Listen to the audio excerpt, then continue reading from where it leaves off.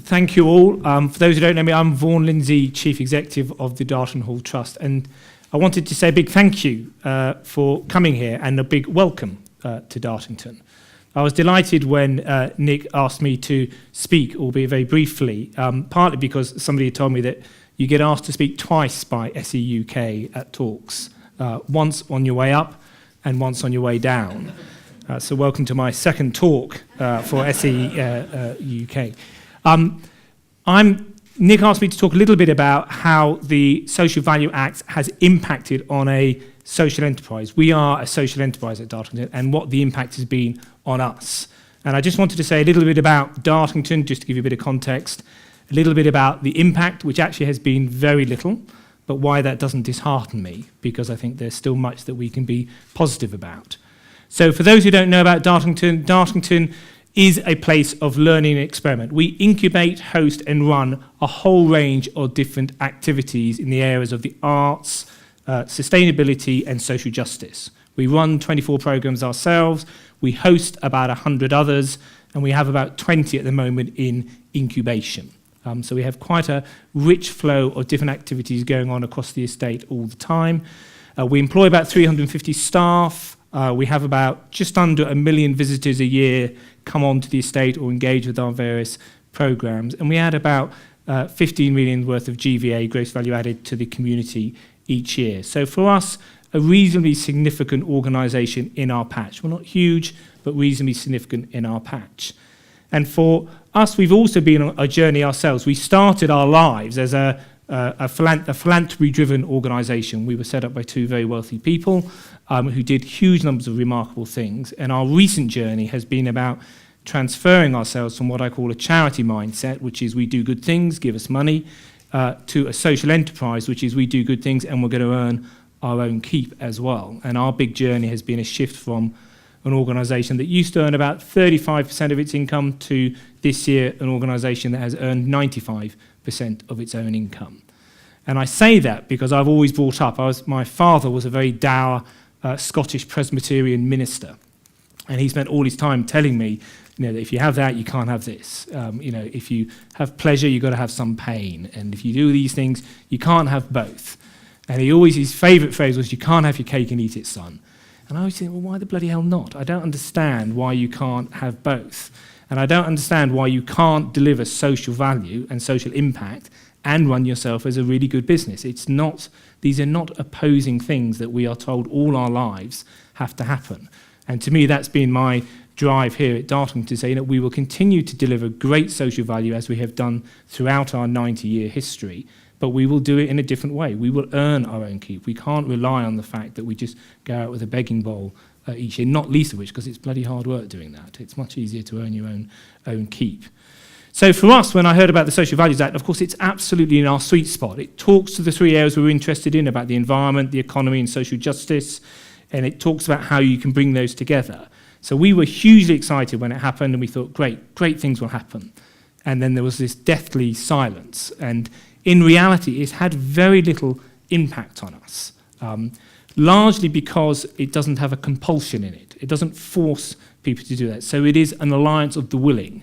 So unless people are that way inclined, they're not going to take advantage of it. They'll do what I do to my daughter all the time when she tells me all the things she wants me to buy. I go, "I'll consider it, darling," but the answer's no.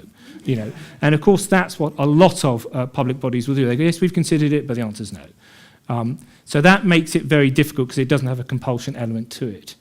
The other thing, which I think I've heard many of you talk about, is about measurement, which is if you're not that way inclined, unless you can clearly measure the difference, they're only going to give you the nod if everything else is the same. So as long as you are equally of good value and equally providing a cost-efficient service, then if everything, ceteris paribus, everything else is equal, they may well give you the nod because you add social value as well, because they don't know how to really measure social value in a way that is widely understood.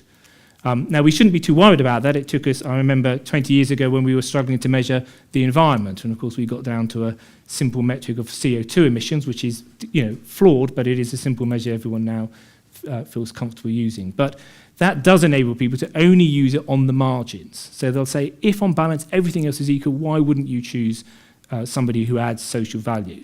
I think the real test is when people are willing to make genuine trade-offs and say, I will take higher costs and I will take slightly more variable quality because I think the social impact is right. But you can only do that if you have really strong ways of measuring. And I think we've got a long ways to go in making that happen. Now, within the sector, we will talk about New Economics Foundation, Graham's here, MPC, CAN, all these people doing great work.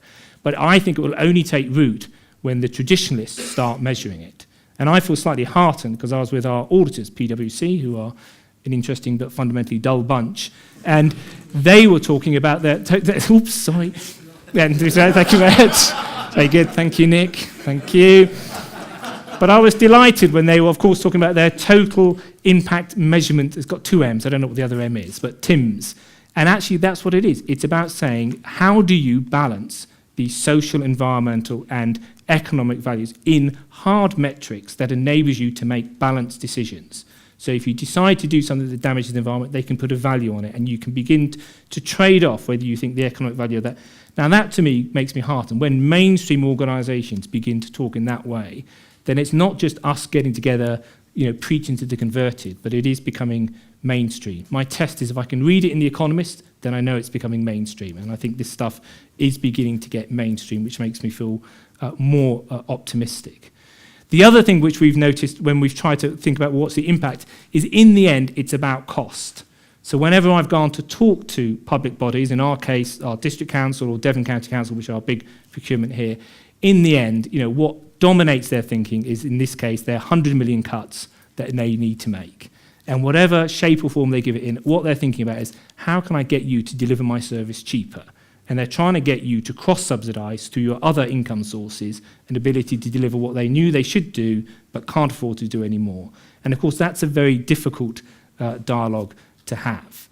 And that, I think, does contaminate some of the ability to really, people talk about working in partnerships and collaboration. Of course, everybody wants to do that. But for some public, when you talk to the public sector, certainly when I've spoken to them, they are just blinded, almost rabbits in headlight, by these enormous cuts that they are really struggling to work out how on earth do we do what we used to do or deliver it differently with that scale of cuts. And that makes some of the courageous conversations you want to have much, much harder to have. So I think the impact for us, while it should be our sweet spot, we worry about the 3 areas that it should encompass. We are a vibrant and well-capitalised social enterprise, so we are well placed to take advantage of it. Yet the opportunities have been very limited for us. But I'm not downhearted by that, because I think, as many of you do, you have to stand back and see the wider environment. And the wider environment is absolutely moving in the right direction. The very fact that we have a Social Value Act means we are talking about it, and that is a big step forward. We have other acts like the Localism Act, which of course is giving more voice to local communities to help decide how their services are delivered. When we see a whole range of indicators that show that people are thinking, unlike my dad used to say, actually they do want their cake and eat it. They do want good businesses delivering good services but adding social value. That's why we see such a growth in social enterprises. That's why we see a growth in things like community interest companies, a whole range of different things which make me think this is happening. And even when people like Michael Porter, I was reading, has launched his Social Progress Index, even he, of the die-hard economists, are saying, no, we've got to measure something different than just economics. The tide is turning.